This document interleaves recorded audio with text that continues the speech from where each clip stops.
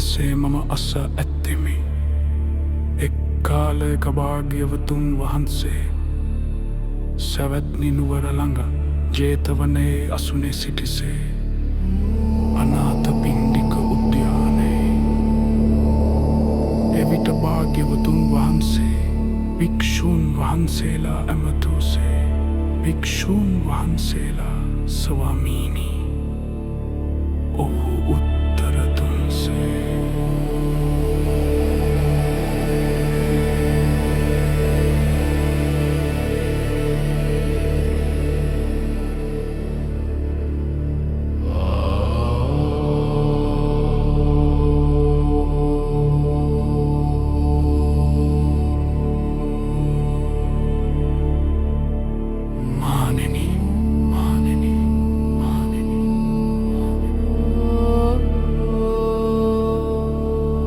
සිතුවිලි සංසුන් කිරීමට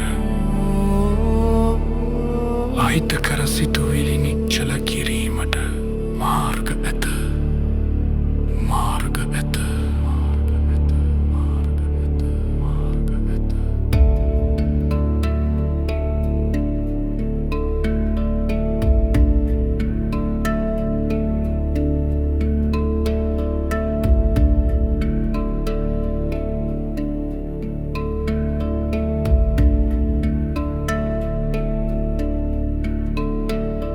අශුක සිතුවිල්ලක් ඇති වූ විට කාම උත්සන්න වූ විට අකමැත්ත එන විට නපුරුකම් නැගෙන විට මහණෙනි එම මොහොතේම යහපත් සිතුවිල්ලක් හදවතට ගෙනෙන්න.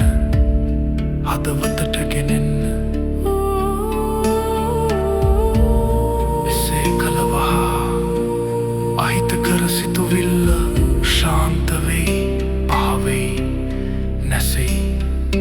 එසේවත් නොනැසෙන්නේ නම් මහණෙනි මෙසේ සලකව මේ සිතුවිල්ල දුම්කයට මග උපදින ප්‍රතිචල වේදනාකාරී වේ. අනතුර දැකීමෙන් සිතුවිල්ල සෙමින් පාවෙයි. සෙමින් පාවෙයි. අනතුර දැක්කත් තවමත් නොපහවන නම් මහණෙනි විමර්ශය කළ යුතුයි. මේ සිතුවිල්ල කුමක්ද? මේ සිතුවිල්ල කොහෙන් උපන්නද? මූලය දැන බුදු බවින් සිතුවිල්ල ලියවිල්ලක්සේ අහසට හඩා ඇසෙයි. මූලය දැන ගිය පසුවත් තවමත් නොසන්සුන් නම් අවසන් මාර්ගය මේ අවධානයේ වෙනත් වස්තුවකට යොමු කරන්න. යොමු කරන්න. අවසානයේ සිත් වෙනතට හැරෙන විට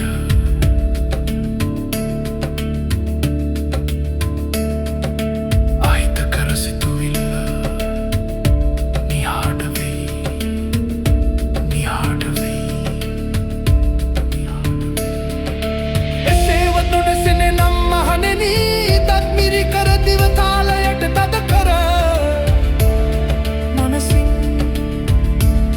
එම සිතුවිල්ලයට පත් කරනු පොඩි කරනු පහර දෙනු.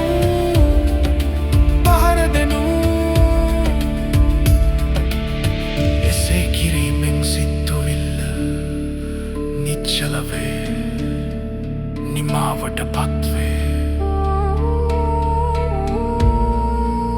මහණෙනි මේවා වේ සිතුවිලි සංසුන් කළ හැකි මාර්ගයෝ. අශුභ සිතුවිලි නිවී යන මහා ධම්මයෝ. මෙසේ භාග්‍යවතුන් වහන්සේ වදාළසේක. භික්ෂූ සතුටු වූ සිතුවිලි නිවා දුන් ධම්ම දේශනාව අවසන්